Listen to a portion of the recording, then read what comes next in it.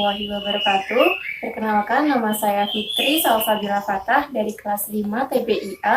Di video ini saya akan mempresentasikan hasil jawaban UAS mata kuliah pengembangan kurikulum. Yang pertama, mengenai perbedaan peran guru dalam pengembangan kurikulum pada model administratif, model grassroots, dan model campuran atau eklektik. Pada model administratif, guru berperan sebagai developer, karena dalam pengertiannya, model administratif ini bersifat sentralisasi, yang kerjanya dari atasan ke bawahan. Dalam kerja ini, guru bertugas untuk menyusun tujuan khusus, isi, kegiatan belajar, rencana umum, serta mengembangkan panduan kerja dan menyiapkan rumusan filsafat dan tujuan bagi seluruh sekolah di daerahnya. Guru bukan saja dapat menentukan tujuan dan isi pelajaran yang akan disampaikan, akan tetapi juga dapat menentukan strategi apa yang harus dikembangkan serta bagaimana mengukur keberhasilannya. Sehingga dari pengertian tersebut dapat disimpulkan bahwa guru dalam model administratif berperan sebagai developer, yang artinya guru memiliki wewenang dalam mendesain kurikulum. Sedangkan dalam model grassroots, guru berperan sebagai adapter, yang artinya guru berperan lebih dari sebagai pelaksana kurikulum, akan tetapi juga sebagai penyelaras kurikulum dengan karakteristik dan kebutuhan siswa juga kebutuhan daerah. Model ini didasarkan pada pertimbangan bahwa guru adalah perencana, pelaksana, dan juga penyempurna pengajaran di kelasnya, sehingga terdapat perbedaan yang signifikan jika dibandingkan dengan model administratif. Karena bila model administratif bersifat sentralisasi, pada model akar rumput ini bersifat desentralisasi. Lalu dalam model campuran atau eklektik, guru berperan sebagai adapter dan juga developer, yang berarti guru berperan sebagai penyelaras kurikulum dan juga guru menentukan isi dan tujuan kurikulum serta menentukan strategi apa yang harus dikembangkan dalam sebuah kurikulum. Dari penjelasan tersebut dapat disimpulkan bahwa pada model administratif, guru berperan sebagai developers, pada model grassroots, guru berperan sebagai adapters, dan pada model campuran atau eklektik, guru berperan sebagai adapter dan juga developer. Menjawab pertanyaan kedua mengenai pengertian kurikulum Merdeka Belajar, urgensinya bagi pendidikan di Indonesia, serta keunggulan dan kelemahan dari kurikulum Merdeka Belajar. Jadi, Merdeka Belajar merupakan kebijakan Menteri Pendidikan dan Kebudayaan yang memberikan kesempatan bagi mahasiswa dan mahasiswi untuk mengasah kemampuan sesuai bakat dan minat dengan terjun langsung ke dunia kerja sebagai persiapan karir di masa depan. Kampus Merdeka Belajar memberikan kesempatan bagi mahasiswa untuk memilih mata kuliah yang akan mereka ambil. Program ini memiliki urgensi yang besar karena program ini memberi kesempatan mahasiswa untuk menempuh pembelajaran pada program studi yang sama di perguruan tinggi yang berbeda, pembelajaran pada program studi yang berbeda di perguruan tinggi yang berbeda, dan atau pembelajaran di luar perguruan tinggi. Perguruan tinggi wajib memberikan hak bagi mahasiswa untuk secara sukarela dapat mengambil SKS di luar perguruan tinggi sebanyak 2 semester atau setara dengan 40 SKS. Ditambah lagi dapat mengambil SKS di prodi yang berbeda di perguruan tinggi yang sama sebanyak 1 semester atau setara dengan 20 SKS. Sedangkan kegiatan mahasiswa yang dapat dilaksanakan di luar kampus ada 8 kegiatan, yaitu magang atau praktek kerja, proyek di desa atau KKN tematik, mengajar di sekolah, pertukaran belajar, penelitian atau riset, kegiatan wirausaha, studi proyek independen, dan proyek kemanusiaan. Hal ini menjadi kurikulum baru bagi setiap perguruan tinggi. Suatu program pastinya mempunyai kelebihan dan kekurangan tersendiri dalam proses penerapannya. Ada pula kelebihan dari Merdeka Belajar Kampus Merdeka, yaitu yang pertama, menjadikan dunia perkuliahan lebih fleksibel. Karena untuk menciptakan pendidikan yang lebih fleksibel dan lebih baik, Menteri Pendidikan Indonesia mengungkapkan bahwa tujuan utama dari program Merdeka Belajar adalah melepas belenggu kampus agar lebih mudah bergerak. sehingga para mahasiswa bisa belajar lebih dalam mengetahui perannya sebagai mahasiswa dengan baik. Yang kedua, memberikan kesempatan mahasiswa untuk mendalami studi yang diambil. Dalam proses penerapan Merdeka Belajar, mahasiswa diajarkan untuk lebih mendalami mata kuliah pada studi yang diambil, seperti halnya melakukan penelitian dan research secara mendalam pada mata pelajaran yang diambil. Kelebihan yang ketiga yaitu memberikan wadah kepada mahasiswa untuk terjun ke masyarakat.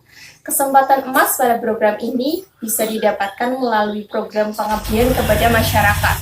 Kesempatan ini mampu mewadahi mahasiswa untuk lebih berkompeten dan terjun langsung ke lingkungan masyarakat. Tak hanya itu, mahasiswa nantinya akan memberikan pelayanan dan pengabdian kepada masyarakat sekitar, sehingga mahasiswa yang terjun langsung di masyarakat ini akan mampu dan siap untuk menerapkan diri di lingkungan masyarakat. Dan kelebihan Merdeka Belajar Kampus Merdeka yang terakhir adalah bisa mempersiapkan diri untuk terjun di dunia kerja. Mahasiswa diharapkan akan menyesuaikan diri mereka di lingkungan luar kampus seperti halnya di dunia kerja. Kegiatan tersebut bisa dilakukan melalui program PKL atau magang secara berkala. Selain kelebihan, ada pula kekurangan dari Merdeka Belajar Kampus Merdeka ini. Kekurangan itu antara lain yang pertama, dinilai belum begitu matang dalam persiapan. Bukan menjadi suatu rahasia lagi bila program pendidikan selalu berubah-ubah sesuai dengan menteri yang sedang menjabat. Maka dari itu, program Merdeka Belajar ini dikhawatirkan akan berganti lagi bila menteri yang menjabat akan berganti. Selain itu, Merdeka Belajar masih perlu dilakukan pembaruan dan research yang lebih dalam menerapkannya. Pendidikan dan pengajaran yang belum terencana dengan baik. Prosedur pelaksanaan pendidikan dan pengajaran dalam Merdeka Belajar belum mengulas tentang upaya peningkatan kualitas pendidikan yang dinilai cukup problematik. Sementara dalam Undang-Undang Nomor 12 Tahun 2012, pendidikan di Indonesia sendiri sedang berupaya untuk meningkatkan sistem pembelajaran untuk mewujudkan suasana belajar bagi para peserta didik agar lebih aktif dalam meningkatkan kemampuannya di segala bidang. Sehingga bisa dikatakan bahwa program Merdeka Belajar belum mengarah kepada sistem pendidikan dan pengajaran yang terencana dengan baik. Yang ketiga, persiapan SDM yang belum terstruktur. Program baru dalam dunia pendidikan tentunya membutuhkan sistem yang terstruktur dan sistematis. Namun, program Merdeka Belajar ini dinilai masih sangat baru dan belum cukup kuat untuk menyiapkan SDM sebagai pelaksana dalam program ini. Itulah tadi beberapa kelebihan dan kekurangan dari Merdeka Belajar di dunia pendidikan.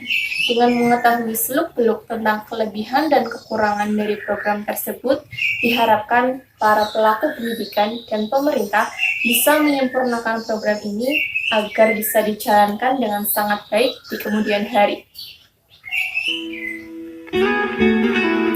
Menjawab pertanyaan ketiga mengenai mengapa seorang guru memerlukan RPP dalam pembelajarannya dan apa saja komponen utama yang harus ada.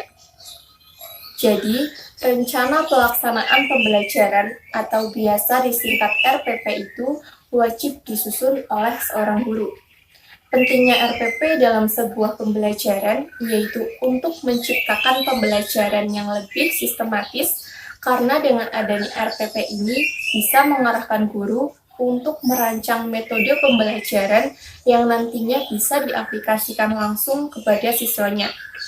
Selain itu, RPP juga memudahkan analisis keberhasilan siswa, memudahkan penyampaian materi, mengatur pola pembelajaran, menghemat waktu dan tenaga, serta dijadikan sebagai bahan evaluasi pembelajaran sekaligus refleksi. Guru juga dapat menuliskan kendala yang terjadi selama pembelajaran, sehingga di pembelajaran berikutnya hal yang sama tidak akan terjadi lagi.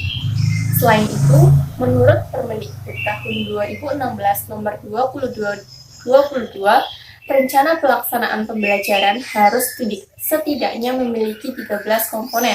Komponen yang harus tertera dalam sebuah rencana pembelajaran adalah identitas sekolah, identitas mata pelajaran, kelas atau semester, materi pokok, alokasi waktu, tujuan pembelajaran, kompetensi dasar, materi pembelajaran, metode pembelajaran, media pembelajaran, sumber belajar, langkah-langkah pembelajaran, dan penilaian atau evaluasi.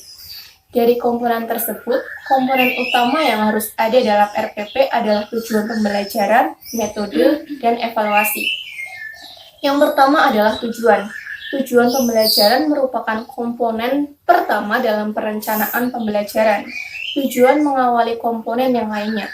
Dalam merencanakan pembelajaran, tujuan harus jelas, karena dengan tujuan yang jelas, guru dapat memproyeksikan hasil belajar yang harus dicapai setelah anak belajar.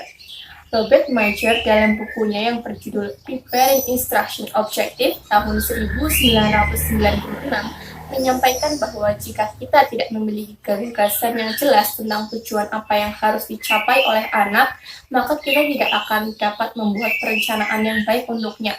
Dan sejak saat itu hingga sekarang, penerapannya semakin meluas hampir di seluruh lembaga pendidikan di dunia, termasuk Indonesia.